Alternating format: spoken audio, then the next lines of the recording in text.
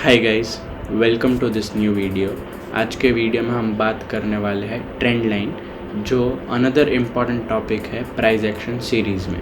अगर आपने पहले के 3 वीडियो नहीं देखे जिसमें मैंने ट्रेंड्स की बात की है, जिसमें मैंने अप ट्रेंड, डाउन ट्रेंड और साइडवेज ट्रेंड की बात की है, तो आप पहले वो देख लीजिए, फिर ही आपको ये वीडियो समझ आएगा।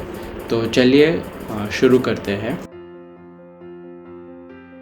जब हम ट्रेंड लाइन की बात करते हैं तो हमें पहले ये समझना पड़ेगा कि ट्रेंड लाइन की डेफिनेशन क्या होती है। तो इसको हम सिंपल वे में समझ सकते हैं कि ट्रेंड लाइन एक लाइन होती है जो हम चार्ट पे ड्रॉ करते हैं और हमें आइडिया आता है कि मार्केट में ट्रेंड कौन सा चल रहा है। या तो फिर अप ट्रेंड हो सकता है, साइडवेज ट्रेंड हो सकता है, या फिर डाउन ट्रेंड हो सकता है। तो ये आइडेंटिफाई करने में हमें ट्रेंड लाइन हेल्प करती है। और ट्रेंड लाइन एक सपोर्ट और एक रेजिस्टेंस की तरह भी काम करती है।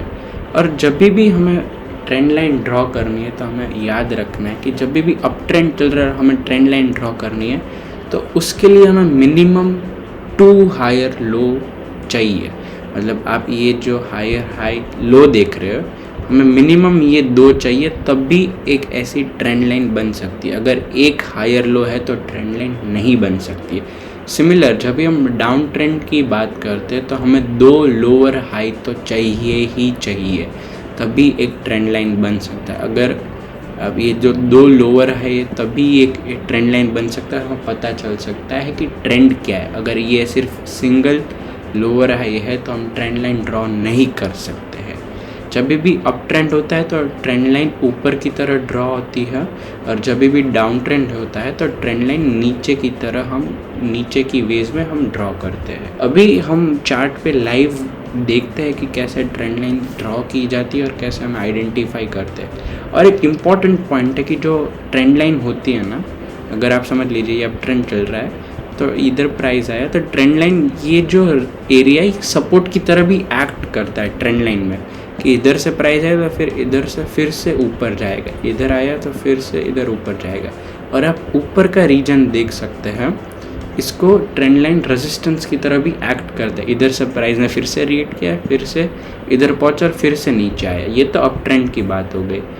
लेकिन अगर हम डाउन ट्रेंड में देखें, ये प्राइस डाउन आ रहा है, ठीक है, तो हम ये बोल सकते हैं कि हाँ इधर प्राइस डाउन आ रहा है, और इधर ने इससे रेजिस्टेंस लेके फिर से प्राइस डाउन गया, रेजिस्टेंस लेके फिर से प्राइस डाउन गया, और इधर ये सपोर्ट लेके प्राइस फिर से ऊपर गया, इधर सपोर्ट लेके प्राइस फिर से। तो ये ट्रेंड लाइन सपोर्ट रेजिस्टेंस की तरह भी काम करती है, जो बहुत ही इम्पॉर्टेंट एस्पेक्ट हो जाता है ट्रेंड लाइन का, और जो हमें ट्रेड लेने में बहुत हेल्पफुल रहता है। तो अभी हम लाइव एग्जांपल्स चार्ट में देखते हैं।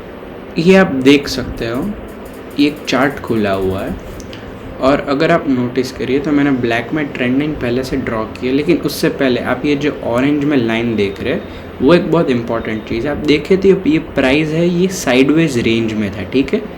इधर ना प्राइस ऊपर जा रहा था ना नीचे जा रहा था, तो मैंने ये लो मार्क कर लिया है, ठीक है, क्योंकि ये इससे नीचे तो प्राइस गया नहीं था। और ये साइडवेज ट्रेंड टूटा तो मैंने ये हाई मार्क कर लिया है। और फिर प्राइस इससे ऊपर गया तो ठीक है, ये हायर हाई हो गया, और फिर ये नीचे आया तो हायर लो हो गया, और ये फिर प्राइस इधर गया तो हमारा ये एक हायर हाई हो गया, और प्राइस नीचे आया तो ये हायर लो हो गया। मतलब हमें 2 पॉइंट तो मिल गए। मतलब अभी हम ये ट्रेंड लाइन बना सकते हैं। ये मैं लाइन इधर तक खींच देता हूँ,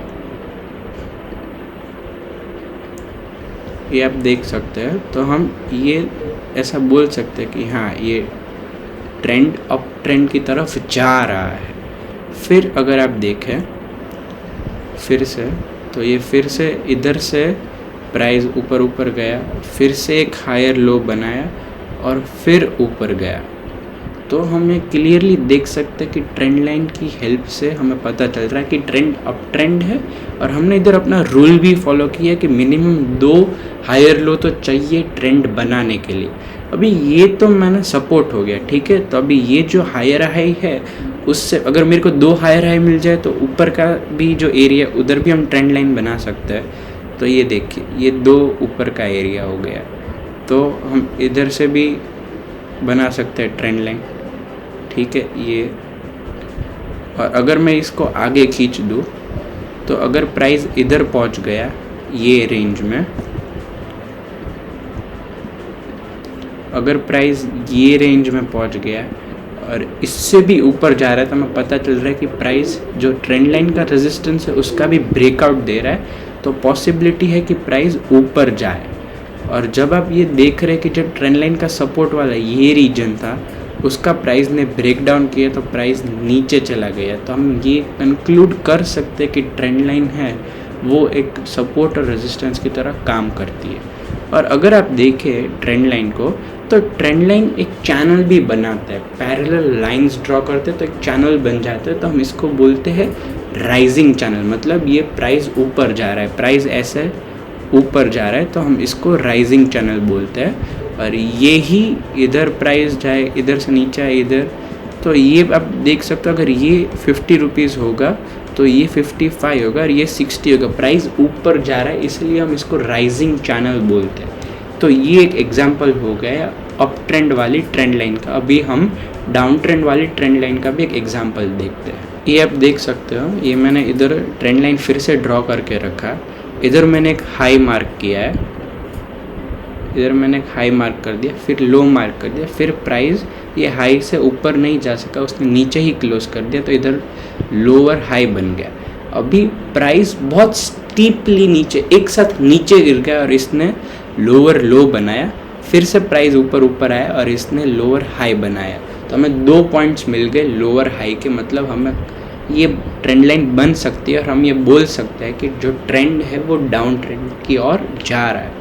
और फिर से ये लोअर हाई से प्राइस नीचे गया और लोअर लो बनाया, तो हम नीचे का भी जो सपोर्ट वाला जो पार्ट है हम वो भी ट्रेंड लाइन की हेल्प से ये ड्रॉ कर सकते हैं। तो ये हो गया, इधर से प्राइस ने सपोर्ट लिया था तो फिर प्राइस ऊपर गया था, इधर से सपोर्ट लेके ऊपर आया और फिर प्राइस यूजुअली इधर से ये जो लोअर हाई है उधर से नीचे गिर के इसके सपोर्ट से आना चाहिए था, लेकिन वो उधर से ही प्राइस आप देख सकते हैं इधर ये ट्रेंड लाइन का ब्रेकआउट हो गया और next day gap up opening होके प्राइस अप चला गया और ये एक साइडवेज रेंज में प्राइस चला गया। तो आप ये देख सकते हो ये डाउन ट्रेंड वाली ट्रेंड लाइन का एग्जांपल था। इधर भी सेम, ये प्राइस नीचे जा रहा था दोनों बाजू, तो एक डाउन ट्रेंड चैनल बन गया, इसको भी हम फॉलिंग चैनल बोलते हैं। उधर अप ट्रेंड में हम राइजिंग चैनल बोलते हैं, इसको हम फॉलिंग चैनल बोलते हैं। मतलब प्राइस ये इधर था,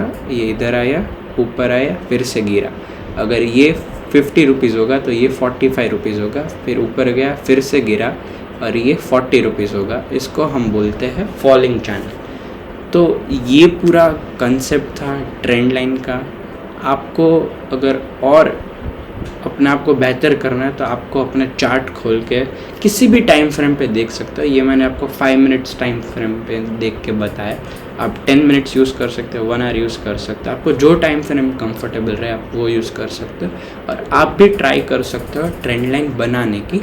लेकिन हमें एक इम्पॉर्टेंट रूल याद रखना है, वो है कि हमें अगर अप ट्रेंड चल रहा है ट्रेंड लाइन बनानी है तो हमें 2 हायर लो चाहिए। अगर डाउन ट्रेंड चल रहा है तो हमें 2 लोअर हाई चाहिए, तभी ही ट्रेंड लाइन बन सकती है। मिनिमम 2 पॉइंट तो चाहिए, तभी हम लाइन खींच सकते हैं। तो आज के लिए इतना ही था और नेक्स्ट वीडियो में हम प्राइस एक्शन का और एक इम्पॉर्टेंट कंसेप्ट है जिसको सपोर्ट और रेजिस्टेंस बोलते हैं वो सीखने वाले। तो see you all in the next video and thank you so much for watching this video. Thank you.